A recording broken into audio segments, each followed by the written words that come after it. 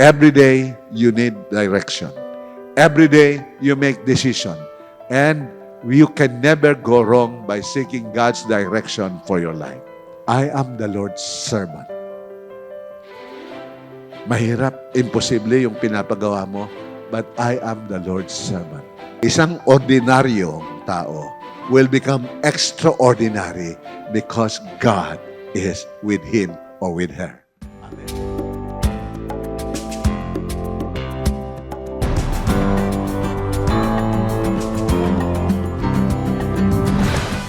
Thank you very much, Pastor Jay. Maayong buntag sa karong tanan. Salamat po sa Panginoon sa pagkakaloob niyo ng pagkakataon na makasama ninyo sa ating pananambahan. At yung mga nanonood online, ay binabati ko rin po kayo sa pangalan ng ating Panginoon. Salamat po sapagkat on short notice, binigyan akong pagkakataon makapagsalita dito. Ang isang main reason kaya po ako nandito ay sa funeral ng isa naming kaibigang pastor.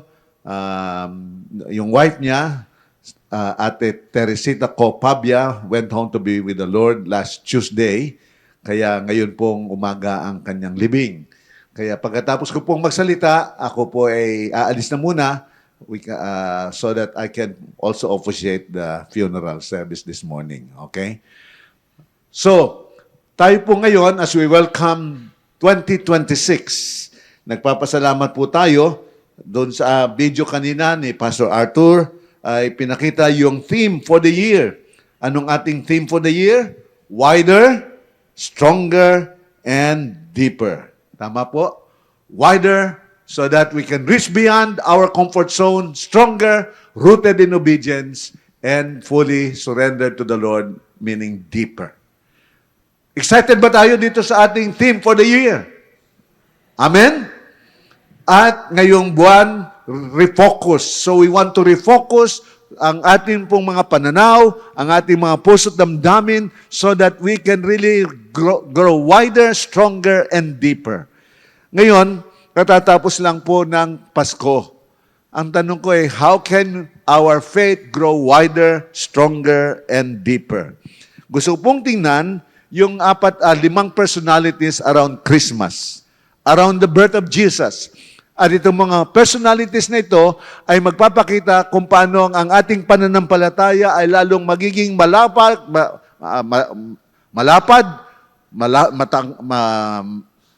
strong, o sasabihin natin malakas at malalim. Amen? Gagamitin po natin yung limang personalidad, si Joseph, mga wise men, si Mary, si Karaya, at saka the shepherds. So tingnan po natin yung limang examples na ito. Unang-una si Joseph. Ginamit ko po yung acrostic faith. Gusto nating lumakas ang ating pananampalataya. Siya po yung isang tao na nagpakita that faith is able to flush out fear. Bakit?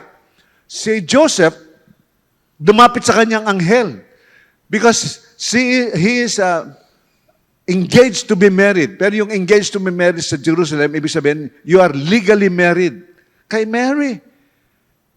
But he discovered na meron siyang on the way. Medyo scandalous yan, ha? How can it be? Hindi ko pa man siya nahahawakan. Buntis na siya. And so, he decided, hiwalayan ko na lang siya. Quietly. Natatakot siya. Anong sasabihin ng mga tao? Nakakahiya sa pamilya ko, nakakahiya rin sa iba. And, if it is what's discovered that yung kanyang anak is not from me, she will be accused of adultery and she can be stoned to death. Habang iniisip niya po ito, the angel appeared to him and sinabi, Joseph, son of David, do not be afraid. Do not fear to take Mary as your wife, dahil what is conceived on her is from the Holy Spirit. So nandun siya ng pagkatakot niya na maaring, ano bang sasabihin ng iba? Sabi, di ba? Buntis yan. Hindi naman ako ang ama. Ihiwalayan ko na lang. But the angel appeared. Huwag kang matakot. You can flush out that fear in your life. At yung kanyang pananampalataya ay nag-alis ng ganung pagkatakot sa kanyang buhay. So tanong ko po mga kakaigsuunan, ano ang inyong mga kinatatakutan ngayon? Pera? Ubus na ang pera natin pagkatapos ng Pasko. Ganon yung ating health, yung ating trabaho, yung ating family relationship, o yung hindi natin alam kung anong mangyayari sa kinabukasan. Marami tayong maaring kinakatakutan. Pero kung tayo may pananampalataya sa Ginoo, tayo po'y magtatagumpay, tayo ay magiging maganda ang ating pamumuhay. Bakit pangako ng ating Ginoo, I will never leave you, I will not forsake you. What can men do against me? Kapatid, sabi mo sa katabi, kasama natin ang Diyos. Sabihin niyo na malakas, kasama natin ang Diyos. Hindi tayo matatakot. Tayo ay magtatagumpay. Amen? Pangalawa, makita natin the wise men. Tinawag silang wise men because galing po sila sa malayong lugar. At ang kanilang pananampalataya allowed them to adhere to God's direction. Galing sila sa malayong lugar, nakita nila yung star, which is a sign that the Messiah is born. At sinundan nila yung star sa kanilang direction patungo doon sa Bethlehem. Ngayon, tingnan natin, malayo po ang pinanggalingan nila. Kung sila maglalakbay, simula yan sa Apari, doon sa north, hanggang doon sa Hulo. Ganun kalayo ang kanilang nilakbay. But how were they guided? They were guided by the star. The star na ipinakita ng Diyos, binigay ng Diyos. At yun ang naghatid at nakita nila kung saan ipinanganak si Jesus. Pagdating nila sa Bethlehem, tinanong nila, nasan ba, saan bang sang hotel? Wala palang hotel, hindi pala pinanganak sa hotel si Jesus. Doon pala sa isang sabsaban. Kaya tinanong pa yung mga wise, yung mga prophets, religious leaders. And they said, in Bethlehem. Sabi ni Herod, sige, pag nakita niyo siya, sabihin niyo lang sa akin kung saan siya, para gusto ko rin siyang i-worship. Tama ba yung sinasabi ni Herod? Hindi eh. So, nanaginip sila. At nung nanaginip sila sinabihan ng Panginoon, huwag kayong bumalik kay Herod. Dahil ang gagawin ni Herod, papatayin niya si baby Jesus. Kaya, sa ibang lugar na lang sila dumaan. So, ano makita natin dito? They worship the true King, which is Jesus. And they disregarded the tyrant King Herod. Mahalaga sa buhay natin that we seek God's direction. So letter A, we adhere to God's direction in your life. Every day, gumagawa tayo ng desisyon. We want to refocus this month sa gusto natin maging maganda ang direction ng buhay natin. Maging maganda ang ating patutunguhan. When we have that faith, naririnig natin ng Diyos, nakakausap natin siya, nagbibigay siya ng guidance, nagbibigay siya ng direction, either through a dream or through the star, at pinakamahalaga, from the Word of God, from the Bible itself. Because that is the Word of God. The direction ang ibinibigay sa atin ng Ginoo when we read and meditate on God's Word. Kapatid, every day you need direction. Every day you make decision. And you can never go wrong by seeking God's direction for your life. Hallelujah? Amen? Tingnan natin yung pangatlong personality. Ito si Mary. She is a teenager during that time. Scholars would say siguro between 14 years old to 16 years old. Ngayon, lumapit sa kanya ang anghel. Ang sabi niya, you will conceive. At what you will be conceiving will be the Son of God. So, syempre, matatakot siya. Ang gagawin ko? Ako? Magiging nanay na? Teenager pa lang ako. At ang ipaglilihi ko is not just an ordinary person. Ito will become, he is the Messiah. And he will be the one that will rule over the kingdom of Israel. And of his father, or yung kanyang house of Jacob forever. And of his kingdom, there will be no end. Anong sagot ni Mama Mary? How can this be since I am a virgin?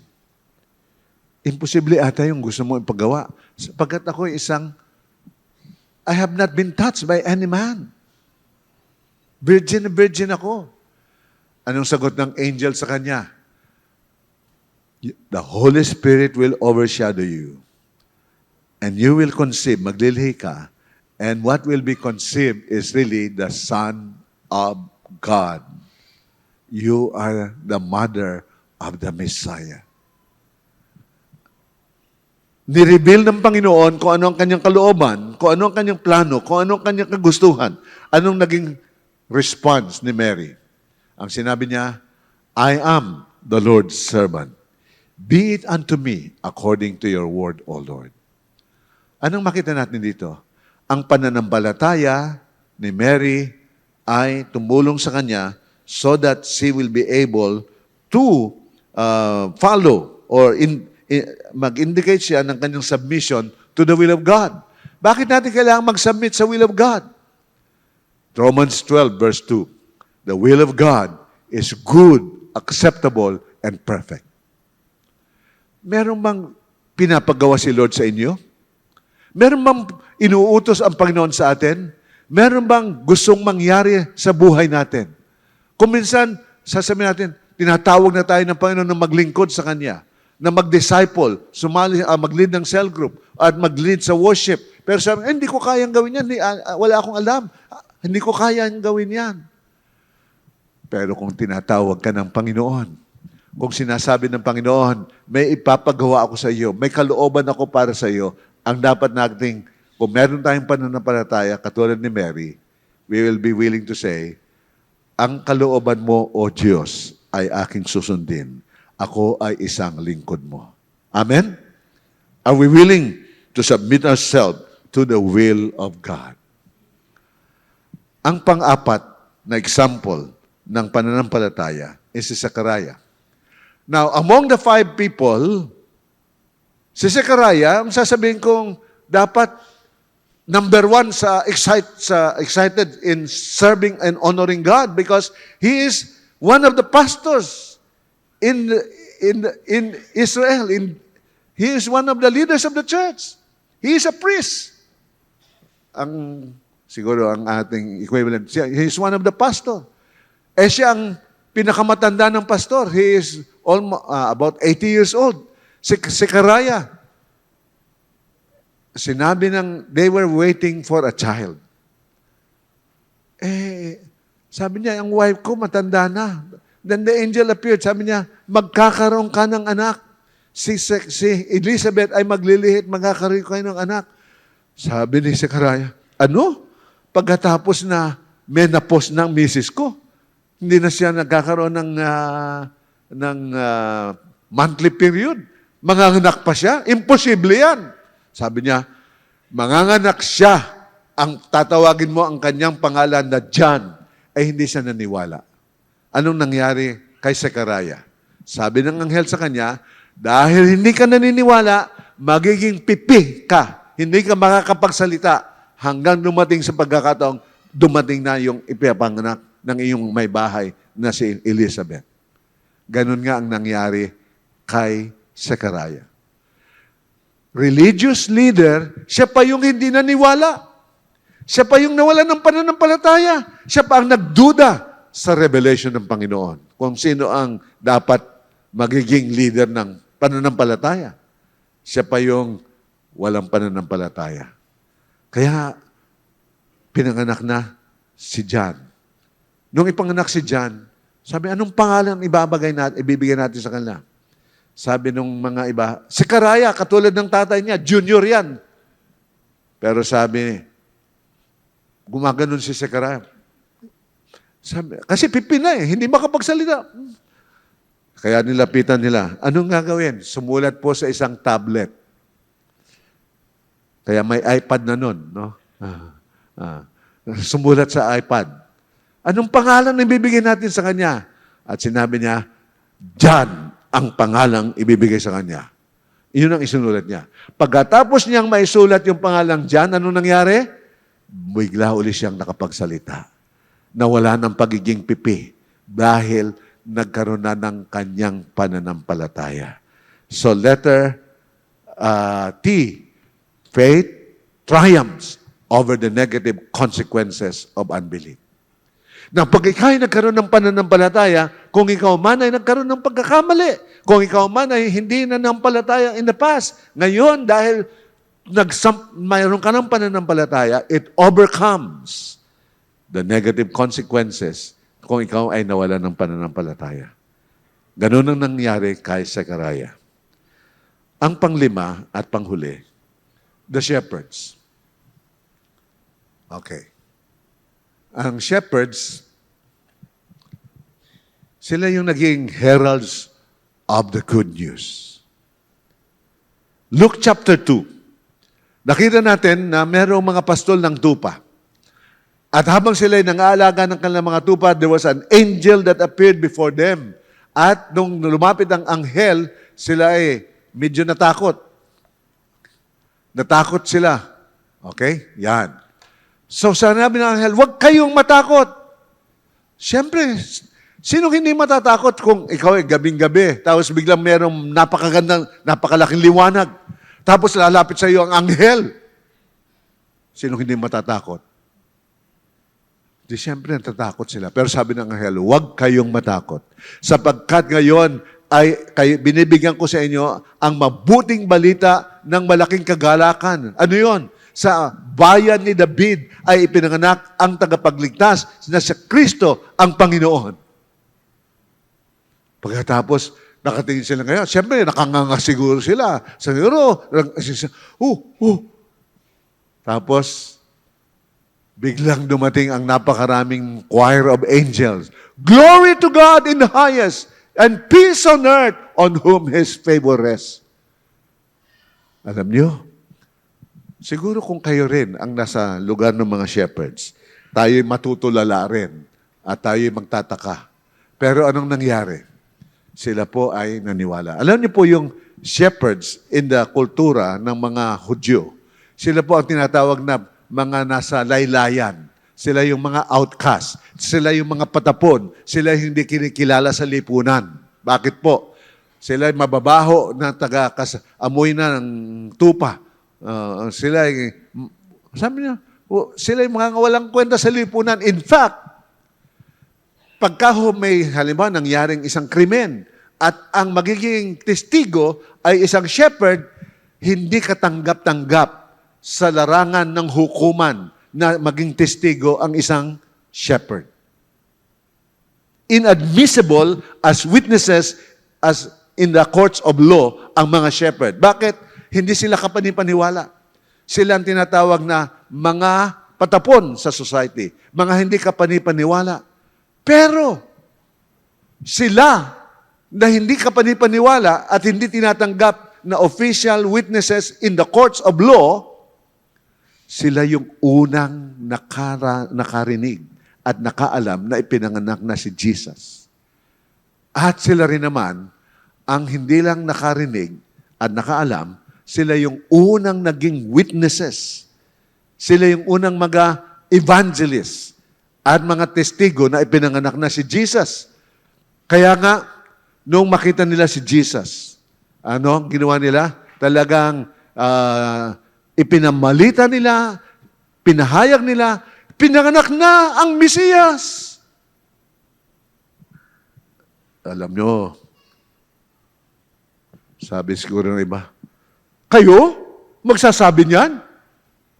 Ano yung kayo? Sino kayo? Hindi nga kayo kapanipaniwala. Tapos ikwento pa, lumapit sa amin ang anghel ang nagbalita sa amin. Talaga? Madali, talagang, tapos may mga libu-libong mga anghel ang umawit. At nung puntahan namin yung baby, nandun sa sabsaban. At siya'y nakabalot sa lampin na pira-pirasong lampin. Sabi ng mga tao, mukhang lalong hindi ka panipaniwala yung sinasabi nito. Mga imposible. Pero, anong nangyari? And all who heard it wondered. Namangha ang lahat ng nakarinig. At ang ginamit ay ang mga taong hindi ka panipaniwala, pero itinaas ng Diyos ang antas ng hindi ka panipaniwala at sila ang unang naging witnesses for the good news of the Lord Jesus. Mga kaigsuunan, kumusta po tayo? Siguro darating tayo sa pagkakataon sasabing, hindi naman ako pwedeng gamitin ng Ginoo. Wala akong pinag-aralan. Hindi naman ako pwedeng maging lingkod ng Panginoon. Wala akong kakayahan. Hindi ako marunong magsalita. Hindi ako marunong umawit ng maayos. At hindi naman ako magandang personalidad. Kapatid, kung ikaw ay isang ordinary person, in fact, ikaw ay isang patapon sa isang syunod, sa isang lipunan, kung ikaw ay may pananampalataya, itataas ng Panginoon ang inyong antas. At ikaw ay kikilalanin. At ang mga tao ay lalong maniniwala sapagkat kung kumilos ang Diyos sa iyong buhay, lalo na sa buhay nila. Amen? Ang isang ordinaryong tao will become extraordinary because God is with him or with her. Amen? Pakitapik ng katabi mo, sabi mo, you will become special. You will become extraordinary. Amen? Katulad ng mga shepherds. Itinaas ng Panginoon ang kanilang antas, naging first evangelists and witnesses for the gospel. Let me end with this. Many of you already using this, the gift of life. Nakita niyo yan, di ba? Naiwan ko nun sa di ba? Life and death. Etong gumawa nito, si Dr. Lewson, 16 years ago, he had a liver cancer. Sabi niya, Lord, anong gagawin ko? May liver cancer ako.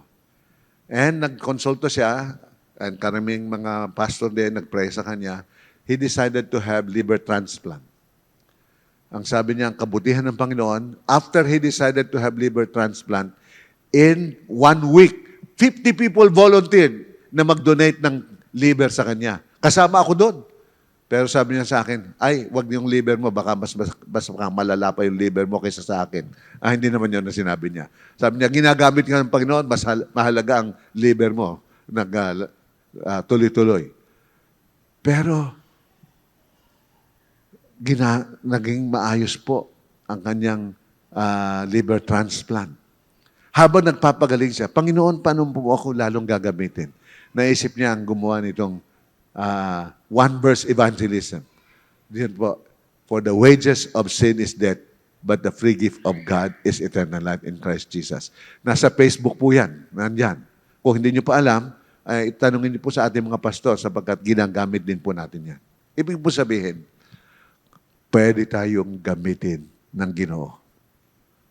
Pakisabi sa iyong katabi, the Lord, ang Ginoo nagtitiwala sa iyo. Sabi mo, ang Ginoo nagtitiwala sa iyo. Sige, mas malakas. Di ba? Ang Ginoo nagtitiwala sa iyo. Sagutin mo naman, ako walang tiwala sa iyo. Buti pa ang Ginoo may tiwala sa atin. Amen? Gagamitin tayo ng Panginoon kahit na po tayo ay mga ordinaryong tao katulad ng shepherds if we have faith. So, faith. Yung pong ating acrostic. When we have faith in our Lord Jesus, it enables us to flush out fear.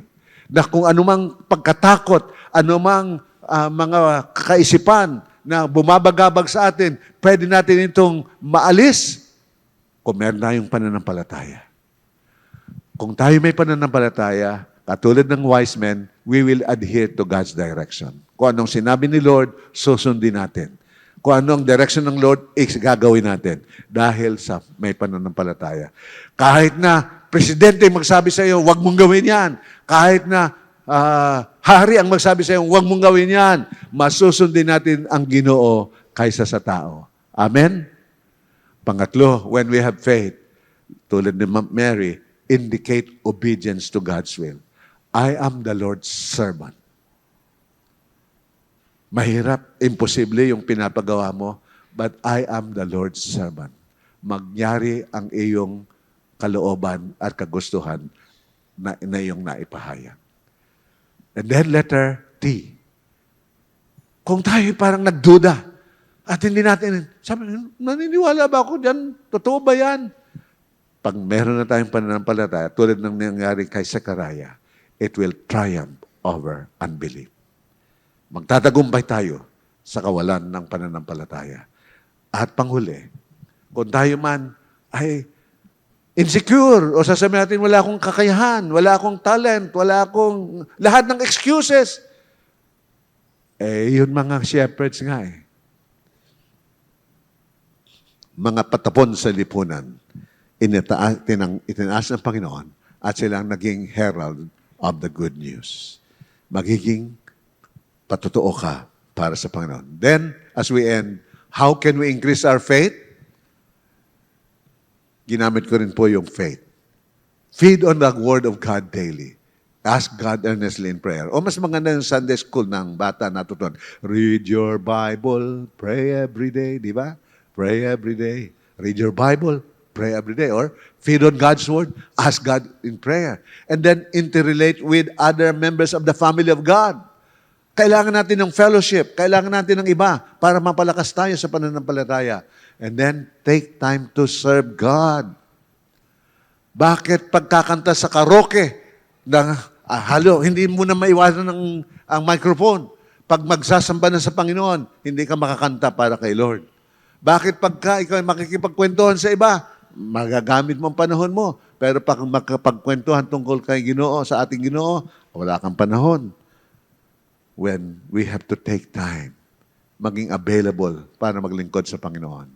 And then panghuli, let's hold on to the promises of God.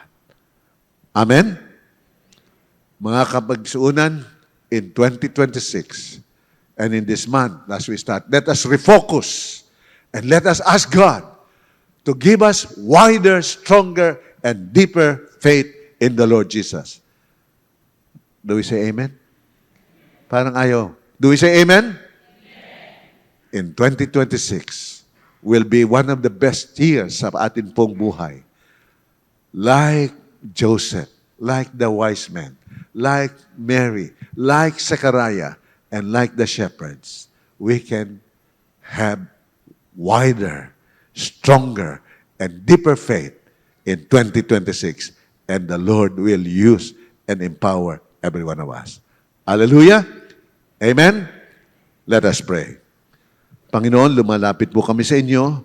Dalangin namin na tulungan mo kami na itong 2026, and especially this month of January, we want to refocus our faith, our confidence, and our trust in you so that you will do great and mighty things through us. This is our prayer and what we ask in the name of Jesus, our Lord and Savior. Amen. Amen. Purihin po natin ating Panginoon.